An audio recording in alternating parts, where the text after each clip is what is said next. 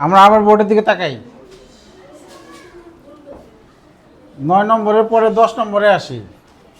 এই যে সর্বনিম্ন বলছে না, সর্বনিম্ন মানে কি সবচেয়ে কম।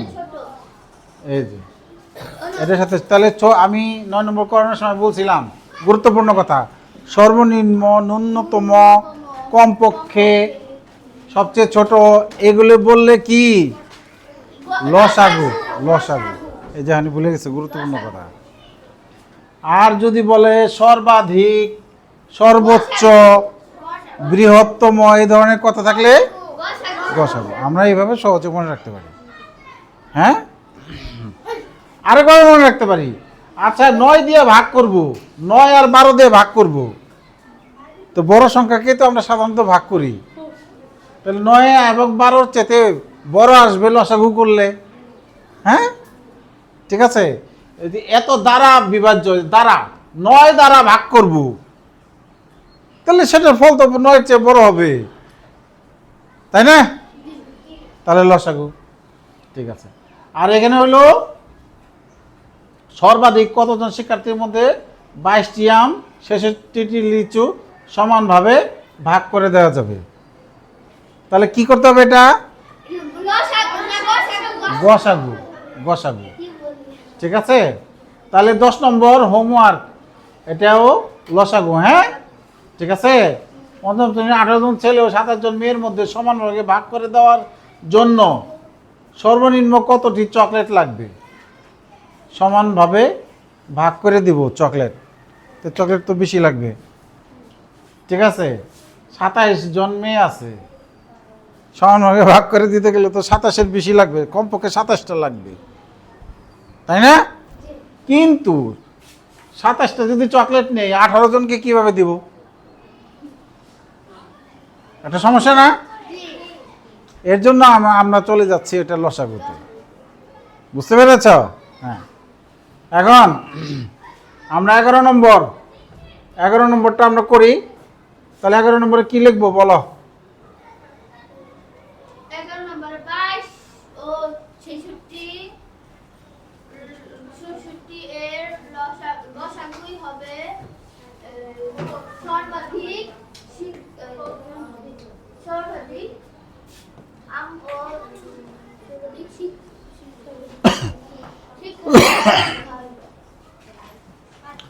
তাহলে আমরা 11 নম্বরের সর্বাধিক কতজন শিক্ষার্থীর মধ্যে, তাহলে শিক্ষার্থীর সংখ্যা হবে 22 ও 66 এর গসাগু।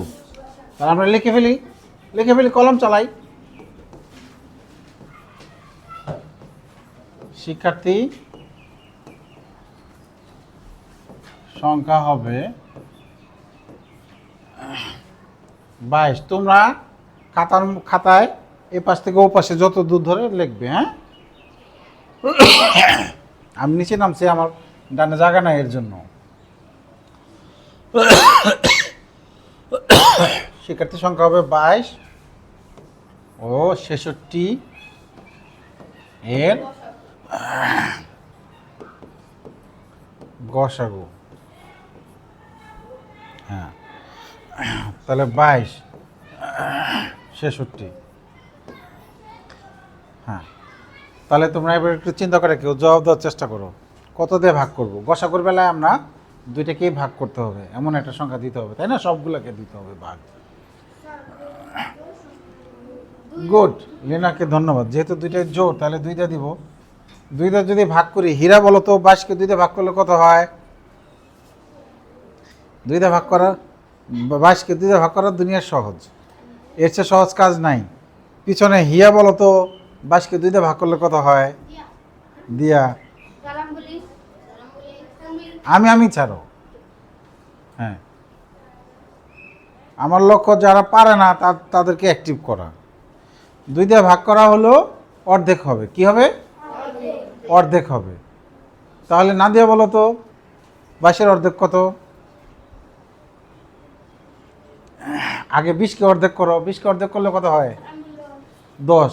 তারপরে 2কে অর্ধেক করো, 1, 11 হয়। হ্যাঁ, অর্ধেক করা তো অনেক সহজ, তোমরা তো অর্ধেক করো সব সময়। চকলেট কিনা 2 ভাই বোনে ভাগ করে নাও, অর্ধেক করো, তাহলে অর্ধেক। ভাগ করবো আমরা, মুখোমুখি না পারলে ভাগ করবো। 2 2 1 2 2 1 2 11। 3 2 গুণে 6, 6 এর অর্ধেক 3, 6 এর অর্ধেক 3। এখন কি আরো কিছু দিয়ে ভাগ করা যাবে? চিন্তা করো। 11 দিয়ে যাবে, 11 দিয়ে ভাগ করা যায়, গুড। তাহলে 11 দিয়ে 11 কে ভাগ করলে কত হয়? 11 দিয়ে 33 কে ভাগ করলে 3। তাহলে আমাদের গসাগুর কাজটা আসলে শেষ হয়ে গেছে। ঠিক আছে, তাহলে আমরা এবার লিখি যে সুতরাং গসাগু সমান 2 গুণন 11। এটা শুধু খারাপগুলো নিতে হয়, তাই না? 22। তাহলে আমরা এবার লিখি নির্ণয় গসাগু। তো নির্ণয় করতে বলে না আমাদের, আমরা কি বলছে? গসাগু নির্ণয় করো। যা নির্ণয় করতে বলবে সেটা হলো নির্ণয়। আমরা এখানে লিখব নির্ণয় শিক্ষার্থী সংখ্যা বা সুতরাং শিক্ষার্থী সংখ্যা। হ্যাঁ, সর্বাধিক কতজন শিক্ষার্থী? সুতরাং শিক্ষার্থী সংখ্যা, নির্ণয় শিক্ষার্থী সংখ্যা 22 জন। কি নির্ণয় শিক্ষার্থী সংখ্যা 22 জন।